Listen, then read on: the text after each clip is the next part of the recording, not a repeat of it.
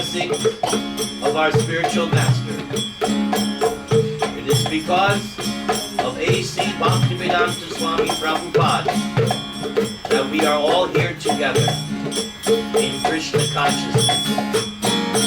Om Ajnana Timarandasya Gyananjana Shalakaya Chakshur Unmilitam Yena Tasmai Sri-Guru Te Namaha.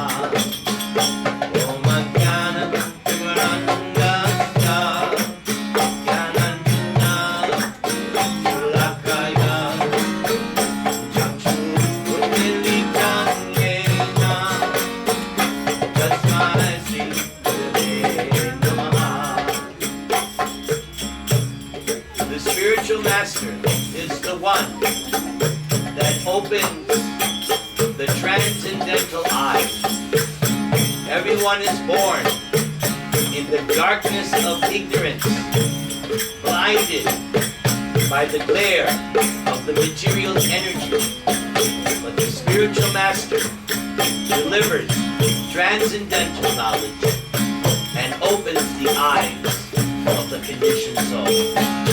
Nitai Gauranga, Nitai Gauranga, Nitai Gauranga, Nitai Gauranga, Nitai Gauranga, Nitai Gauranga, Nitai Gauranga, Nitai Gauranga, Nitai Gauranga, Gaura Hari, Nitai Gauranga, Gaura Hari, Gaura Hari, Gaura Hari, Gaura Hari, Gaura Hari, Nitai Gauranga, Gaura Hari, Nitai Gauranga, Gaura Hari, Nitai Gauranga, Nitai Gauranga, Nitai Gauranga, Nitai Gauranga, Nitai Gauranga, Gaura Hari, Nitai Gauranga, Gaura Hari, Gaura Hari, Gaura Hari, Gaura Hari, Gaura Hari, Nitai Gauranga, Gaura Hari, Nitai Gauranga, Gaura Hari, Gaura Hari,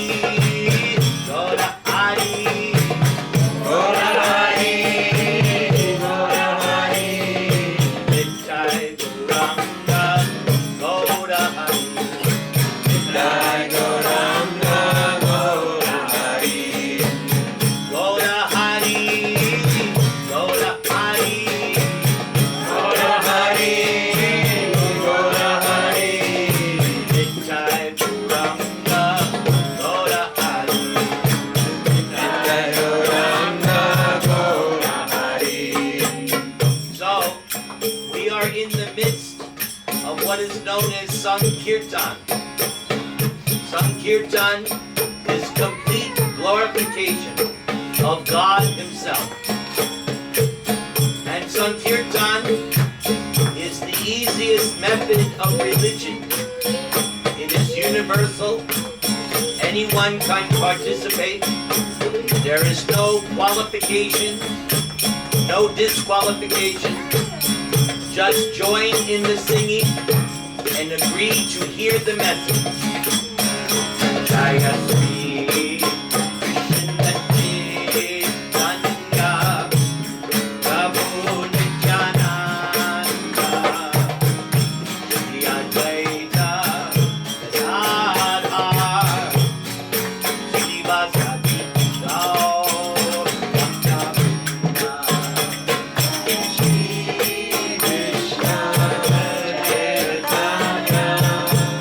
Prabhu Nityananda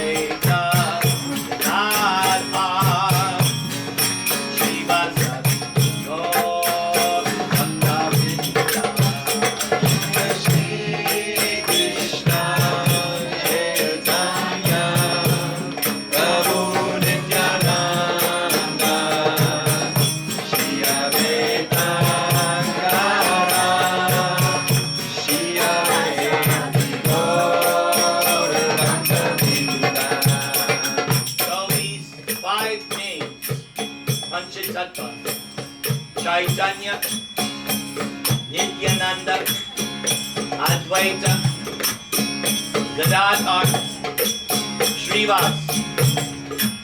They came from the spiritual world to deliver the fallen souls of this age of Kali. And they approach everyone regardless. They make no discrimination. All they want to do is give love of God to anyone, to everyone.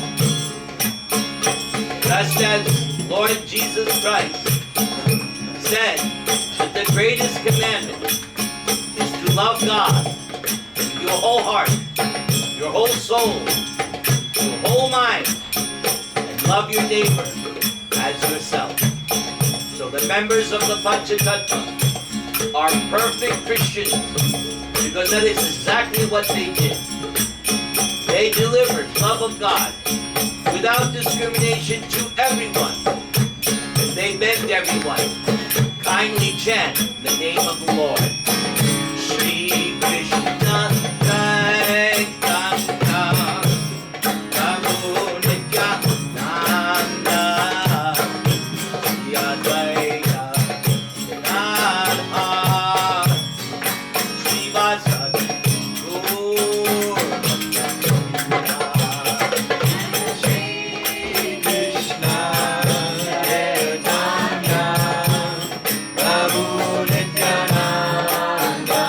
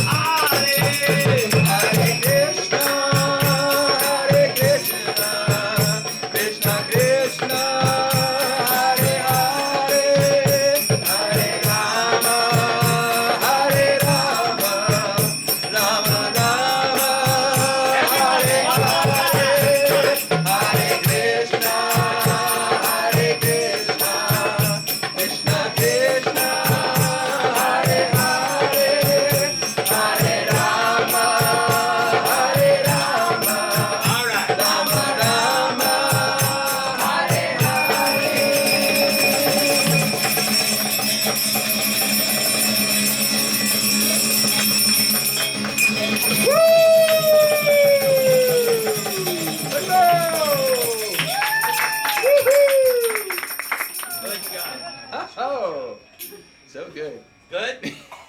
Are we grooving? Por supuesto. Now, here's the deal, my fields. Last night, we had Sri Namrata ask a bajillion questions. Now we have two things that we have to do tonight. We're going to read. You understand English? Yeah. You understand English? All right, so you have to translate. Huh? She said it doesn't matter. You sure? Okay, The husband can wait for her. as you like. Puede traducir, para no traducir yo. So, we have two special big things that we have to do tonight. Divya wants to hear 12th chapter of Bhagavad Gita, and then the main course. Naresh wants a full exposition of the most important verse in the Bhagavad Gita, chapter 18, verse 66. And I have done a whopper of a presentation for you. But we can have some time for questions now. Not Srinam Radha. So, let's give others a chance to ask a question. Like Anita. Well, when I sat down, I was looking at Prabhupada's picture and I was thinking how the Krishna conscious movement is considered the happy movement. That is absolutely correct. Why is it? Why do we feel so happy? Why do we feel so blissful? Because, this is an excellent question. Please give her a hand. Actually, I have said publicly all over the world many times, I would not have joined this movement if it was not a happy movement. Because I'm not into austerities. I'm into, and my whole preaching method is transcendental fun. That's what I'm all about. So there are two references to answer your question. Krishna himself, everybody sees nice Krishna here today. He's smiling at us. Your Radha and Krishna is very nice. They're very smiling. Even they're happy. So there's one answer. Krishna is happy. Radharani's happy. Why shouldn't we be happy? But Krishna himself says in the Bhagavad Gita, the exact line, Susukam kartum avyayam. Repeat that. Susukam kartum avyayam. This process of bhakti yoga is susukam, not sukam, susukam. Sukam means happy.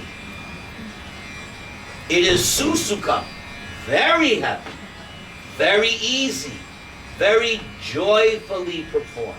It's Krishna himself saying that surrendering to me is a joyful process. Now, let's take Krishna's incarnation as Lord Chaitanya. We have that song, Parama Karuna, Pahundvi Jana, Nitai Goda Chandra, Kevala Ananda Kanda.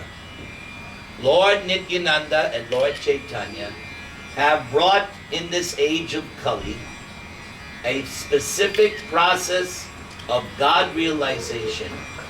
Kevala, everybody say? Kevala. Ananda. Ananda. Kanda. Their process is simply joyful. The process itself, just the execution of the process, simply only Kevala, only happy. Because I'm happy.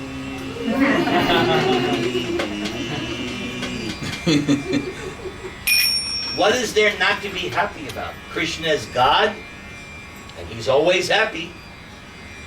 And we don't see the depiction of Krishna as some kind of vindictive, mean, evil, I'll smite thee down if you don't surrender to me. That's not Krishna. He's playing a flute, he's dancing, he's eating, he's wrestling, he's happy. And his devotees with him are happy. This process, chanting, is a blissful process. Singing, dancing, feasting, that's the religion I joined. So it stands to reason. If you're doing this process of Krishna consciousness, if you're doing it properly, you should be happy because that's the nature of the game. Now you teach yoga, right? You have to, there's a lot of hard work there. Sometimes it may be uncomfortable, sometimes it's, is it right? A little painful sometimes? No. No? But challenging. Ciao. Ciao. It should not be paid. Yeah, well, I've tried it. You have to have a good teacher. Well, I don't think there's a teacher out there who can teach me yoga. But chanting and dancing, and anyone can do it, young or old, black, white, green, red, everyone can participate. Because by nature, it's a joyful process. Chant, dance, take prasad. One more question. If nobody asks a question, then I go back to Suna Radha. Yes. Regarding what Anita said in this blissful thing, we can also see some pastimes with lots of suffer and separation between the gopis and Krishna, Radharani and Krishna. So how can we manage to be in a joyful movement, also having those feelings? Because I explained this last night. Even in this process, if something appears to be sorrowful, it's still blissful. When Radha and Krishna are separated, it looks like they're crying, but actually it's ecstasy. I explained last night that Sita and Ram were separated. But that separation for them, externally, for the drama, they were crying and Ram was crying out, Sita! Sita! But it was a drama, it was a play. Internally, Sita and Ram are experiencing the highest ecstasy of separation.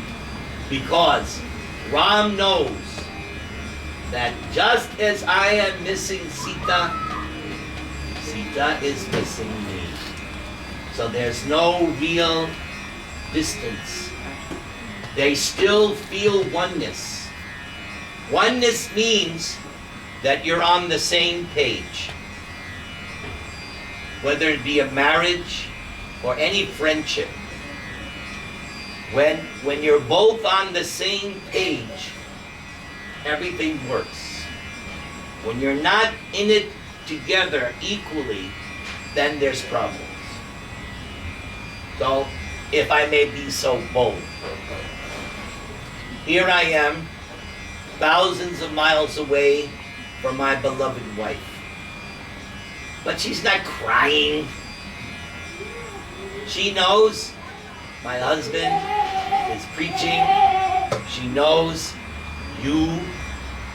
So she knows I'm in good company. She knows that you all love me, that Srinam Radha and Rakesh, they take care of me. She knows that because she's been here. So she's content. She's at home. She knows Prabhuji is taken care of. We'll be together again in 2 days. Nothing to lament about. Actually, she gets a break from me. So she enjoys both ways. So it may appear to be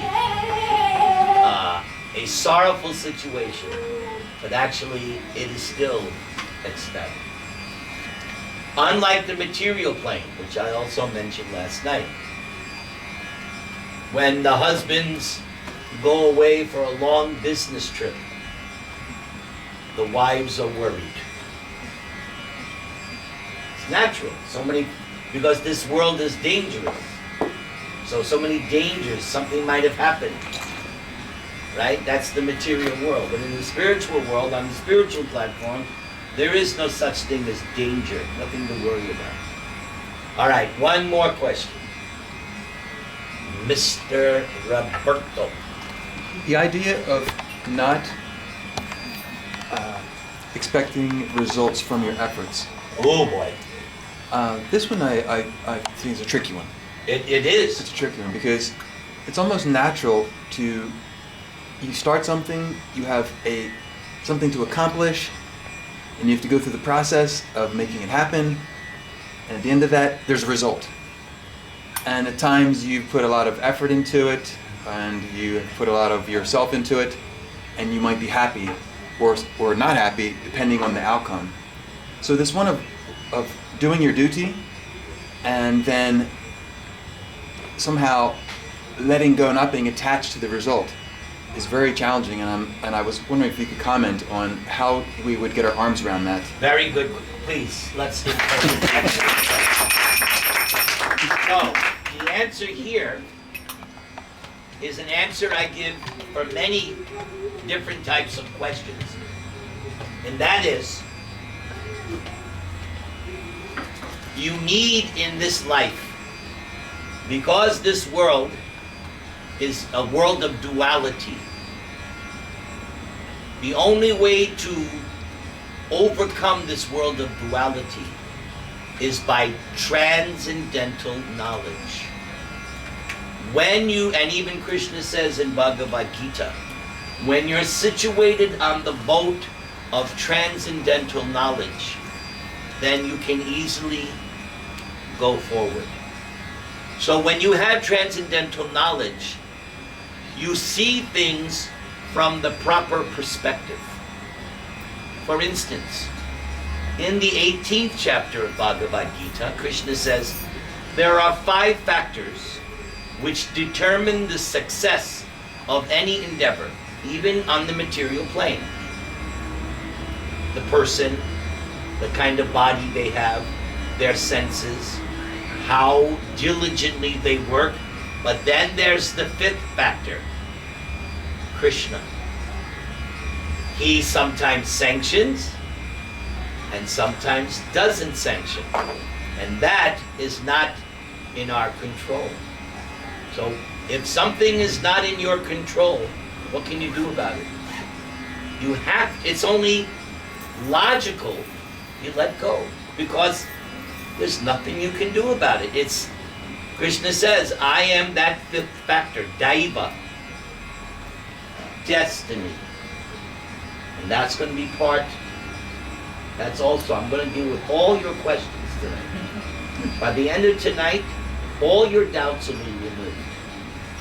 That's my job tonight. All your doubts. So, the devotee knows also that whether or not the task is success or failure doesn't matter. Krishna just wants to see that I make the effort. That's a verse in the 2nd chapter. Nehavikramo nashosti pratyavayo na vidyate swalpam apyasya dharmasya prayate mahato bhayat. So if you just give the effort, you get the full credit. On the material plane, in your job, they expect you get the job done and do it successfully.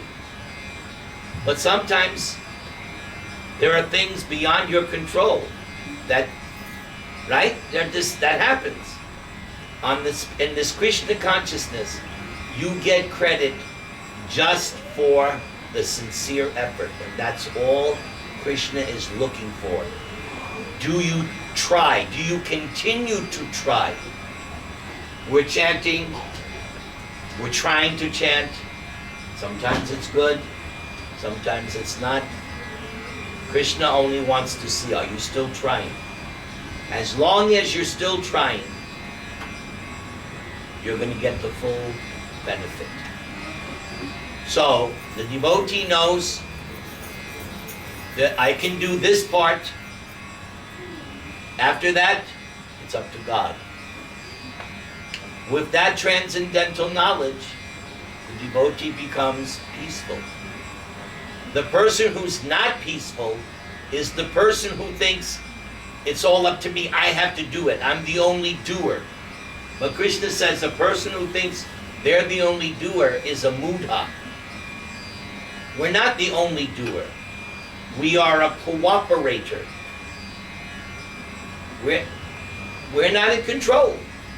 We have limited control. We have limited power. The result, we depend on Krishna. Does that help you at all? Yes, Maharaj, thank you. Okay? So the more you develop transcendental knowledge, you will rise above the dualities of this world. So that's why, that's one of the main reasons why we constantly study Bhagavad Gita. We want to get more transcendental knowledge. For instance, for the past 20, 25 years, throughout the year, I have to give sermons at funerals. So one of the things I always mention to the grieving family is that it's times like this is when your transcendental knowledge is tested. You've lost a loved one. It's natural to feel some pain when you lose a loved one. Even Krishna cried when he thought his father was killed by Shalva. Krishna was stunned. He cried because Shalva made a false Vasudeva and then cut off his head, and Krishna went into shock and he was like, my father. But then Krishna realized, because Krishna has transcendental knowledge, he knew this was a magic trick of Shalva. But momentarily, Krishna felt anxiety. Okay? So it's natural. You lose a loved one, you're going to cry. I cried at my daughter's wedding. You should have seen me. I was supposed to give the speech at my daughter's wedding, and I lost it. I completely lost it. I couldn't speak. Big Nirantara couldn't speak at his daughter's wedding. I was crying. They had to take me off the stage. Krishna will do that to you. Transcendental knowledge is the only thing that gets you through life. Because you have to see. There's birth, there's death, there's old age, there's disease. We're going through that, you and me. Krishna says you have to tolerate. But you know the soul is eternal. So when I tell the grieving family, I say, your son, your father, they didn't die. They're now still living. Only they have changed dress. That's all. Transcendental knowledge is so valuable. Krishna, in chapter 4, stresses transcendental knowledge. So you have to read every day Bhagavad Gita and build up transcendental knowledge. Besides chanting. The transcendental knowledge will help your chanting. It'll make you strong in your determination. All right. I'm going to do one song, and then we're going to do the 12th chapter of Bhagavad Gita, according to Divya's directions. So, I have a Bhagavad Gita song, which I have not sung since I came. So, this is the first time this trip. This is perfect. Okay. Musicians, drummers. But first I need my words.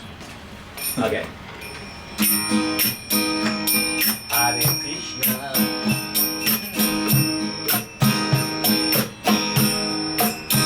Oh, Bhagavad Gita, the song of God. I bow down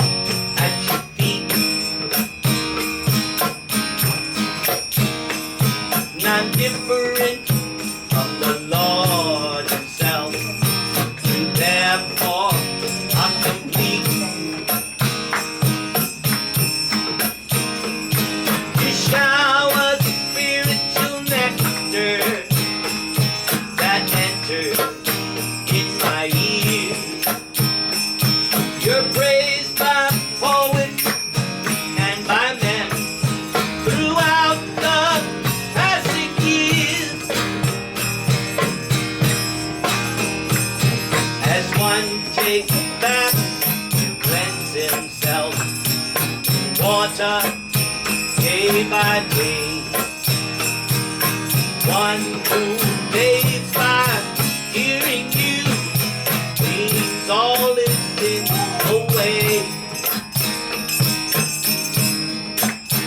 And by your words alone we'll all be free from Maya's nasty hooks to spring from Krishna's lotus lips. What need of other books? So let the only scripture be the song that Krishna sung. Let the son of Devaki be worshipped by everyone.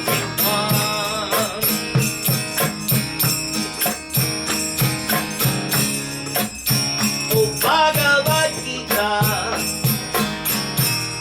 the song of God. Are you ready to chant with me? See. Alright, I'll give you the cue.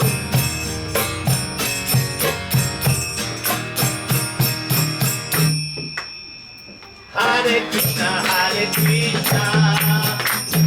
Krishna Krishna, Hare Hare, Hare Rama, Rama Rama, Hare Hare. Sing it. Hare Krishna, Hare Krishna, Krishna Krishna, Hare Hare, Hare Rama, Hare Rama, Rama Rama, Hare Hare. Hare Krishna,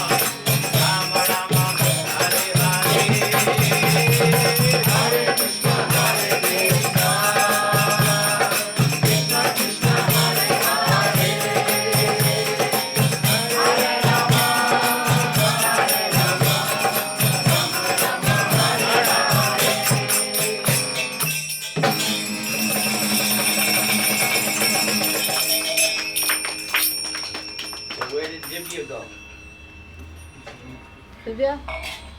You have to be here for your class. No other duties. You have to sit. Divya.